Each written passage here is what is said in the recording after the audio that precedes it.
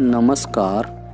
मी Sanjay Ramchandra Jawanjal, सहशिक्षक, Harshvardhan high school, हिप्परगेतळे, उत्तर सोलापूर. नमस्ते विद्यार्थी मित्रो. आज आपण महाराष्ट्र राज्य माध्यमिक व उच्च माध्यमिक शिक्षण मंडळ पुणे यांच्यामार्फत यशस्वी बोर्ड प्रश्नपत्रिका अर्थात कृतीपत्रिका याचं स्वरूप आणि उत्तरपत्रिका लेखन याची चर्चा करणार आहोत. तर प्रामुख्याने विज्ञान आणि तंत्रज्ञान भाग 2 या विषयाची कृतीपत्रिकेचं स्वरूप कशा प्रकारे असतं, त्याचप्रमाणे त्या उत्तरपत्रिकेचं लेखन तंत्र या बाबींची चर्चा या ठिकाणी करणार आहोत. तर विद्यार्थी मित्रो, विज्ञान आणि तंत्रज्ञान भाग 2 यामध्ये जीवशास्त्र, पर्यावरणशास्त्र, आपत्ती व्यवस्थापनशास्त्र यांचा समावेश प्रामुख्याने होतो. त्याचप्रमाणे जीवशास्त्रामध्ये भाग 2 मधील प्रकरण क्रमांक 1, प्रकरण क्रमांक 2, प्रकरण क्रमांक 3, प्रकरण क्रमांक 6, प्रकरण क्रमांक 7 आणि प्रकरण क्रमांक 8 या सर्वसाधारणपणे 6 प्रकरणांचा समावेश हा जीवशास्त्रामध्ये होतो. आणि जी उर्वरित प्रकरण क्रमांक 4, प्रकरण क्रमांक 5, प्रकरण क्रमांक 9 व 10 यांचा समावेश पर्यावरण व आपत्ती व्यवस्थापन शास्त्रामध्ये होतो. तर विद्यार्थी मित्रो, कृतीपत्रिकेमध्ये सर्वसाधारणपणे 4 प्रश्न असतात. प्रश्न प्रकार 1 हा अ व ब यामध्ये विभागलेला असतो. प्रश्न क्रमांक 1 ला 10 गुण असतात, त्यामधल्या अ ला 5 गुण असतात. त्याचबरोबर ब ला सुद्धा 5च गुण असतात. विकल्पासहित 5 गुण आणि कंपल्सरी 5 गुण. म्हणजेच अशा प्रकारे प्रश्न क्रमांक 1 अ व ब यांना 10 गुण असतो, म्हणजे प्रश्न क्रमांक 1 हा 10 गुणाचा असतो. प्रश्न क्रमांक 2 यामध्ये अ आणि ब असतो. अ मध्ये शास्त्रीय कारणे लिहा, कोणतीही 3 विचारले जातात, 2 लिहायचे असतात.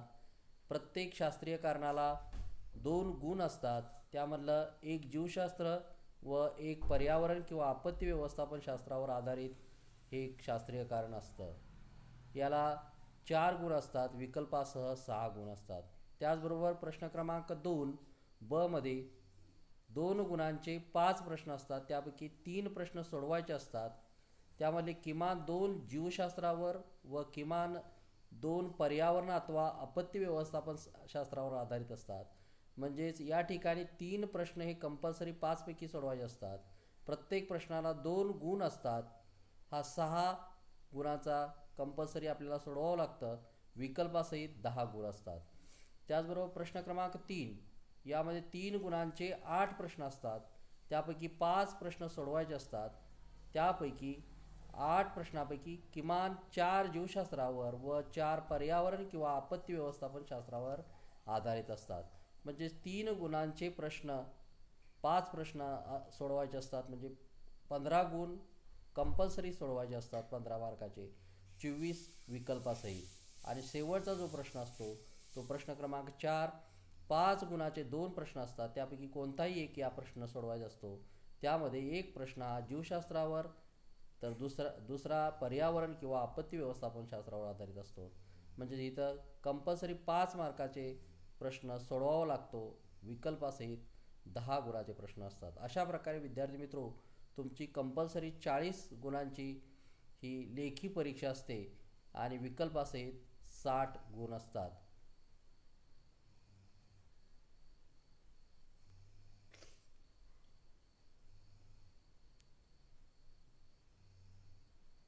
बघा विद्यार्थी मित्रो, आपण गेल्या शैक्षणिक वर्षातील म्हणजे 2019-20 मार्च 2020 ही प्रश्नपत्रिका आपल्यासमोर या ठिकाणी दिलेली आहे. तर सर्वसाधारणपणे प्रश्नपत्रिकेमध्ये सुरुवातीला आपल्याला सर्व प्रश्न सोडवणे आवश्यक आहेत. सर्व प्रश्न सोडवणे आवश्यक आहेत. गणक यंत्राचा वापर करता येणार नाही. उजव्या बाजूचे अंक गुण दर्शवतात. प्रत्येक बहुपर्यायी प्रश्नासाठी प्रश्न क्रमांक 1 मूल्यमापन करताना प्रथम प्रयत्नालाच गुणदान करावे. त्याचबरोबर विद्यार्थी मित्रो, बहुपर्यायी प्रश्नाचे उत्तर लिहिताना उपप्रश्न क्रमांक लिहून त्यासमोर अचूक पर्यायाचे वर्णाक्षर अ, ब, क किंवा ड लिहावे. त्याचबरोबर आवश्यक तेथे शास्त्रीय व तांत्रिकदृष्ट्या योग्य नामनिर्देशित आकृत्या काढाव्यात. अशा प्रकारच्या सूचना आपल्याला या ठिकाणी सुरुवातीला दिलेल्या असतात. तर इथं या ठिकाणी पहिला प्रश्न आपण पाहूया. या ठिकाणी पहिला प्रश्न या ठिकाणी या प्रश्नपत्रिकेमध्ये कशा प्रकारे दिलेला आहे. दिलेल्या पर्यायापैकी योग्य पर्यायाचा क्रमांक लिहा. तर या ठिकाणी पहिला पर्याय म्हणजेच या ठिकाणी पहिला प्रश्न या पर्यायापैकी म्हणजेच पहिला प्रश्न असा आहे 5 गुणामधला. DNA धाग्यावरील माहिती RNA धाग्यावर पाठवण्याच्या क्रियेस डॅश डॅश म्हणतात. या ठिकाणी उत्तर दिले आहेत प्रतिलेखन, भाषांतरण, स्थानांतरण, उत्परिवर्तन. तर या ठिकाणी उत्तर जे आहे ते उत्तर आपण लिहावयाचं आहे. त्याचा क्रमांक फक्त लिहायचा आहे. आद्याक्षर अ, ब, क, ड. पूर्वीसारखं आपण गाळलेली जागा भरायची नाही. फक्त त्या ठिकाणी त्याचे क्रमांक या ठिकाणी लिहावयाचे आहेत. तर त्याचा क्रमांक या ठिकाणी लिहावयाचा आहे उत्तराचा. त्यानंतर या ठिकाणी विद्यार्थी मित्रो दुसरा प्रश्न. तर याचं उत्तर लिहिताना विद्यार्थी मित्रो अ हा पर्याय याचा उत्तर योग्य आहे, म्हणून अ हा पर्याय या ठिकाणी उत्तरपत्रिकेमध्ये अ हा पर्याय लिहिणं गरजेचं आहे. तर त्या ठिकाणी अ नुसतं लिहावयाचं आहे.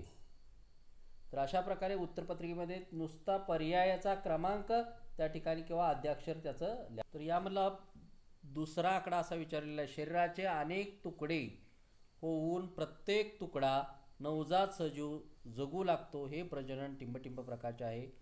तर या ठिकाणी उत्तर आहे खंडीभवन. तर त्याचं उत्तर ब हे आद्याक्षर त्या ठिकाणी नमूद करणं आवश्यक आहे. अशा प्रकारे बाकीच्या राहिलेले जे 3 उपप्रश्न आहेत ते 3 अ मधले सोडवणं गरजेचं आहे. अशा प्रकारे त्याचे नावं फक्त आद्याक्षर लिहायचे आहेत किंवा त्याचे क्रमांक असतील तर क्रमांक लिहावयाचे आहेत.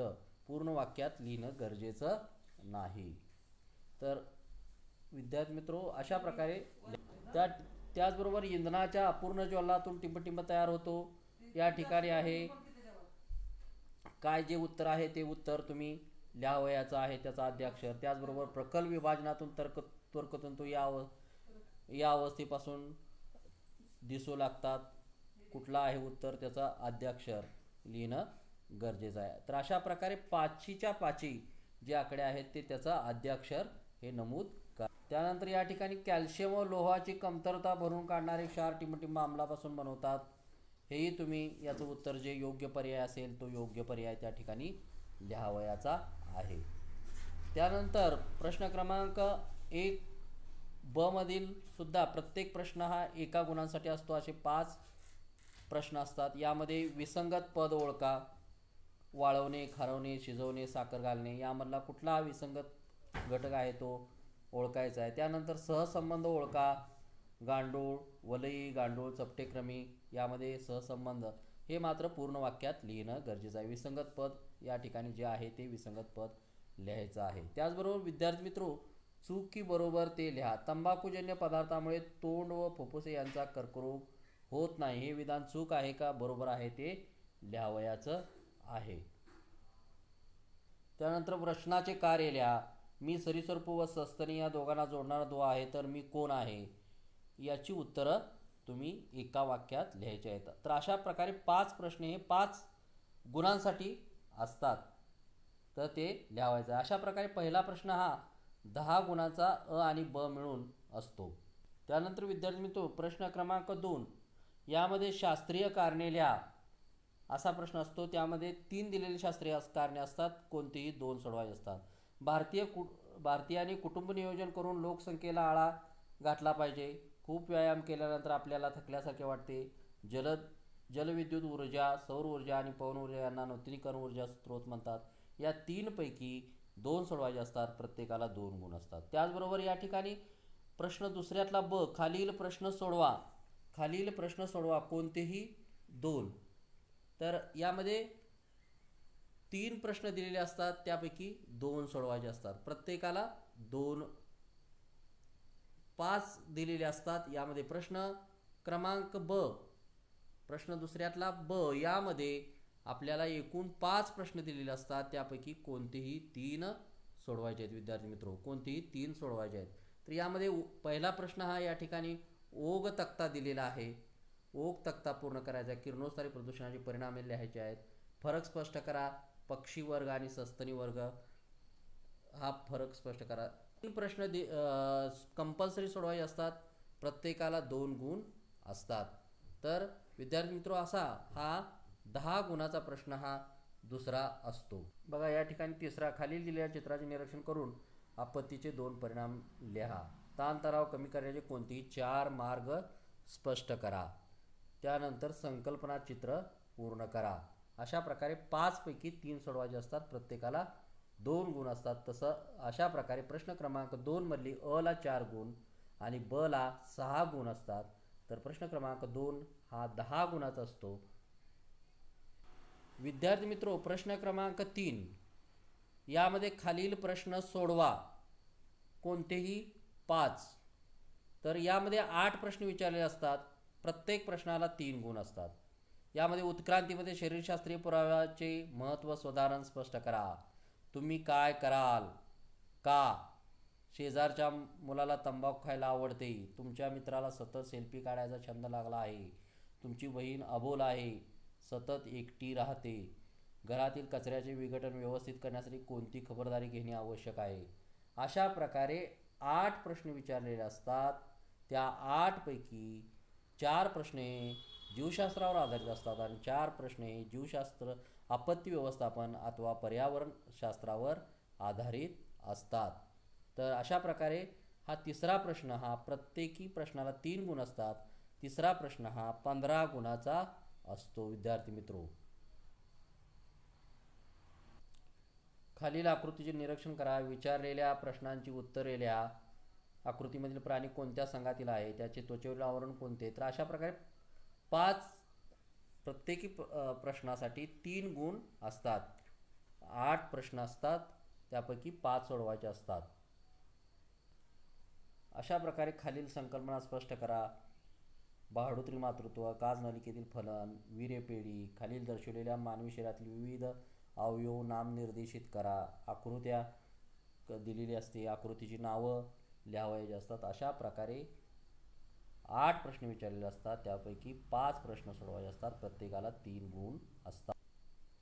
परिच्छेद पूर्ण करा असाही प्रश्न येऊ शकतो. त्याचबरोबर ऊर्जा प्रकार, त्यांची लक्षणे, त्यांची साधने यांच्या आधारावर तक्ता पूर्ण करा.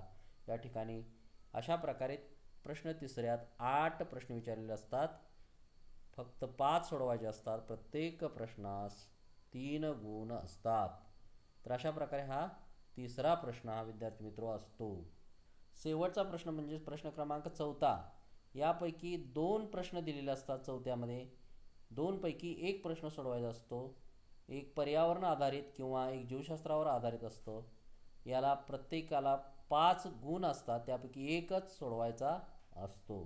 तर या ठिकाणी पर्यावरणात माझी भूमिका खालील मुद्द्याच्या आधारे स्पष्ट करा. इथं 5 मुद्दे दिलेले आहेत, त्या मुद्द्याच्या आधारे स्पष्ट करा. किंवा जैवतंत्रज्ञान म्हणजे काय, जैवतंत्रज्ञानाचा एखादा फायदा, जैवतंत्रज्ञान व्यावहारिक उपयोग, जैविक खतात आढळणारे 2 जीवाणू, जनुकीदृष्ट्या उन्नत पिकांची 2 नावे. अशा प्रकारे 5 मार्काला हा प्रश्न असतो. एकंदरीत अशा प्रकारे 40 गुणाची प्रश्नपत्रिका असते. विकल्पासह 60 गुणाचे असतात.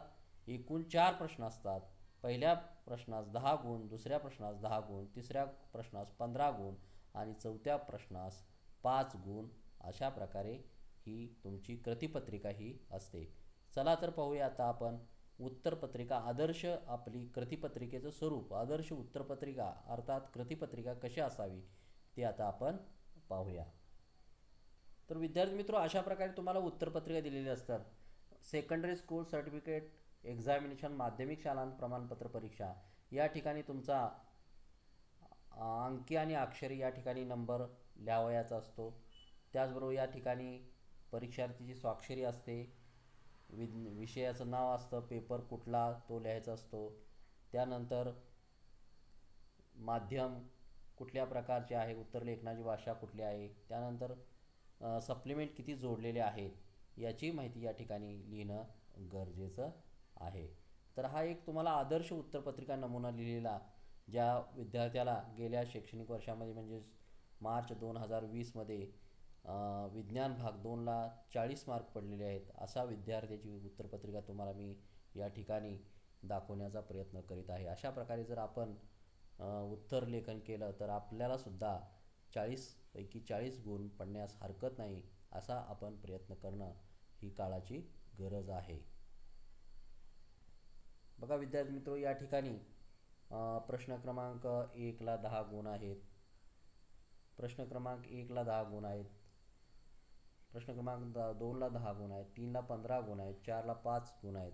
तर अशा प्रकारे तुमची याची बेरीज आहे 40 झालेली आहे, 40पैकी 40. आणि जे मॉडरेटर आहेत त्यांचीही बेरीज 40 झालेली आहे.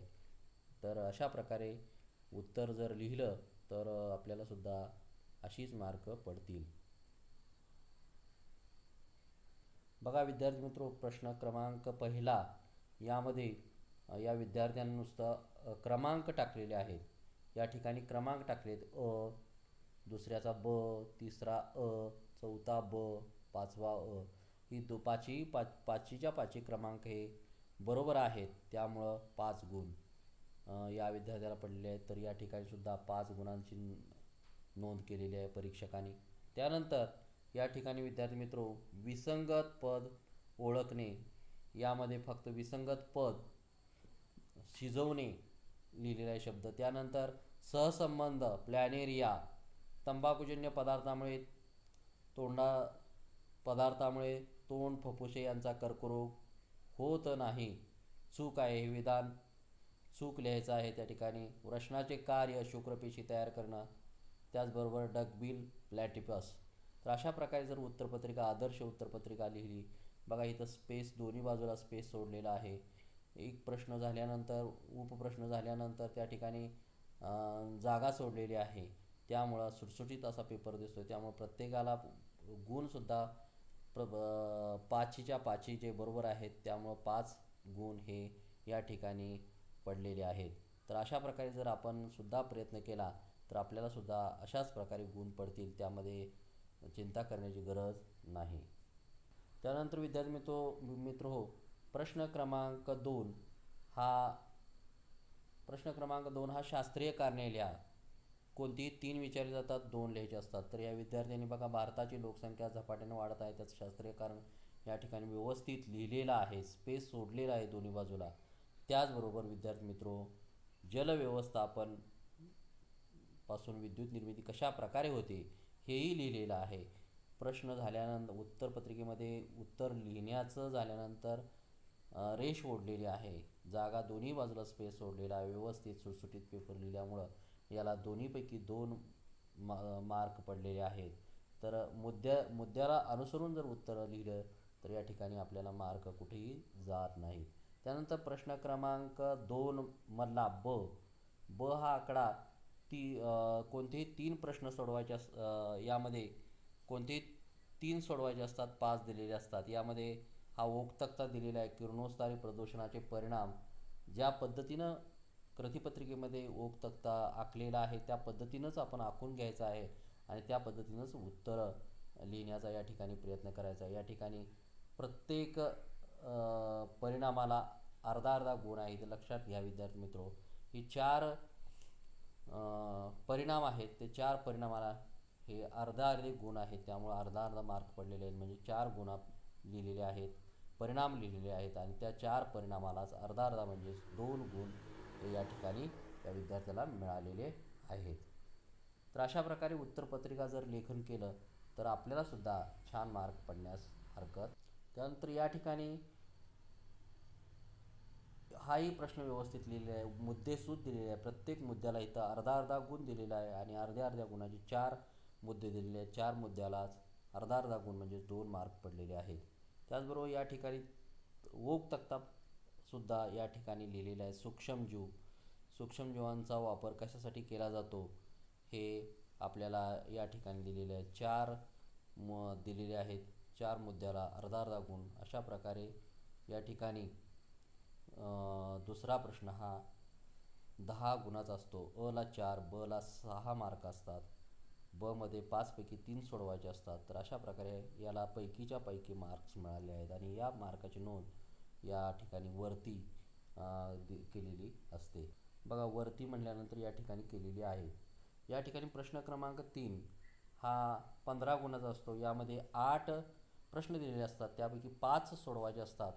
तर इथं बघा विद्यार्थी मित्रो, यांनी मुद्दे व्यवस्थित लिहिलेले आहेत. प्रत्येक मुद्द्याला एक एक गुण या ठिकाणी एक्झामिनरनं दिलेला आहे.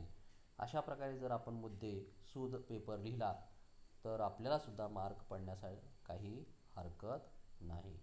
त्याचबरोबर या ठिकाणी बघा प्रश्नाचं लेखन कशा प्रकारे केलेलं आहे. दोन्ही बाजूला स्पेस सोडलेला आहे. प्रश्न क्रमांक झाल्यानंतर त्या ठिकाणी प्रश्न झाल्यानंतर लाईन मारलेली आहे. व्यवस्थित खडाखोड कुठल्याही प्रकारची या ठिकाणी दिसत नाही. पेपर पाहताच मन प्रसन्न होतं. खडाखोड कुठल्याही प्रकारची केली नाही. यदा कदाचित आपल्याला खडाखोडीचा प्रसंग आला तर एक फक्त लाईन मारायची आहे त्याच्यावर चुकलेल्या ठिकाणी, परंतु खडाखोड जास्त करावयाची नाही आणि शक्यतो एकाच पेनाचा वापर हा उत्तरपत्रिकेमध्ये करावयाचा आहे. बघा, जो चार्ट आहे, तक्ता आहे, ती तक्तासुद्धा ज्या ठिकाणी भरलेला आहे जागा त्या ठिकाणी त्यांनी अंडरलाईन केलेली आहे. या ठिकाणी तक्त्यामध्ये अंडरलाईन केलेली आहे या ठिकाणी. तर अशा प्रकारे अंडरलाईन करणं गरजेचं आहे विद्यार्थी मित्रो. अशा प्रकारे आपण पेपर जर लिहिला तर आपल्यालासुद्धा चांगली मार्क पडतात. त्याचबरोबर जे महत्त्वाचे मुद्दे आहेत त्याला अधोरेखित करावयाचं आहे. या ठिकाणी अधोरेखित जलचरासाठी, यांत्रिक, CO2, बॅक्टेरियाज, हायड्रोकार्बन, जे मुद्दे आपल्याला उत्तरं लिहिताना महत्त्वाचे वाटतात त्याच्यावर अधोरेखित करायला आपण सुद्धा विसरायचं नाही, जेणेकरून एक्झामिनरचं त्या मुद्द्याकडे लक्ष देईल आणि आपल्याला चांगल्या प्रकारचं गुणदान त्यांच्याकडून होईल. म्हणून अशा प्रकारचे अधोरेखितसुद्धा आपल्याला जे महत्त्वाचे शब्द वाटतात त्या ठिकाणी करणं गरजेचं आहे. तर अशा प्रकारे विद्यार्थी मित्र आपण उत्तरपत्रिका लिहावयाची आहे. या ठिकाणी तुम्हाला मुद्द्याला गुण दिलेले दिसतील.